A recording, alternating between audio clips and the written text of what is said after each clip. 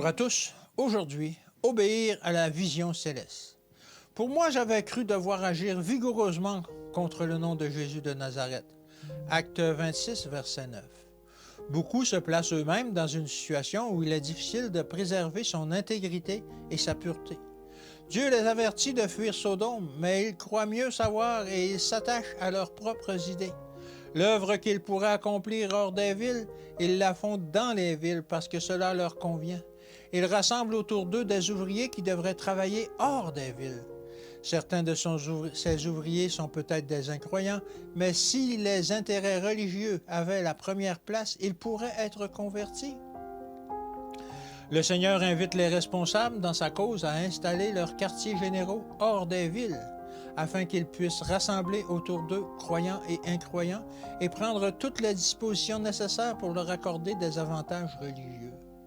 Les chrétiens seront testés et éprouvés, mais s'ils cherchent sincèrement à servir Dieu, ils recevront la force nécessaire pour affronter chaque conflit. Ils ne doivent pas écouter les faux rapports qui leur parviennent, mais avancer d'un pas ferme sur le sentier du devoir. Ils doivent apprendre à penser par eux-mêmes et leurs actions doivent toujours être en accord avec la parole de Dieu. Ne déviez pas de votre route pour demander des explications à votre ennemi. Ces paroles de blâme et de malveillance sont comme des étincelles. Si on ne souffle pas dessus, elles s'éteignent. Ignorez les rapports méchants de ceux dont les langues brûlent du feu de l'enfer. Si vous vous arrêtez pour vous disputer, vous ouvrirez la voie à d'autres insultes. Souvent, le silence aplanit les difficultés. Ne vous occupez pas du médisant. Poursuivez votre œuvre, car vous avez une œuvre sacrée à accomplir.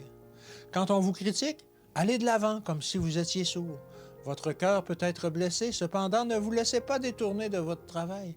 Accordez votre temps et votre attention aux matières d'intérêt éternel. Le Christ est votre exemple. Il vint en ce monde et dans son humanité vécut la vie qu'il désire vous voir mener. Regardez à lui, étudiez ses plans, ses buts et ses méthodes. Sa vie est votre manuel. Sauveur divin et humain, il se tient devant nous avec une invitation. Venez à moi, et je vous donnerai du repos. Mon joug est doux et mon fardeau léger. Matthieu 11, 18 et 30. La vie du Christ est une révélation parfaite du caractère de Dieu. Quel est votre devoir, notre devoir? Paul nous le dit. Le Christ s'est révélé à Paul tandis qu'il persécutait les chrétiens et l'apôtre déclara « Je n'ai point résisté à la vision céleste ». Acte 26 au verset 19.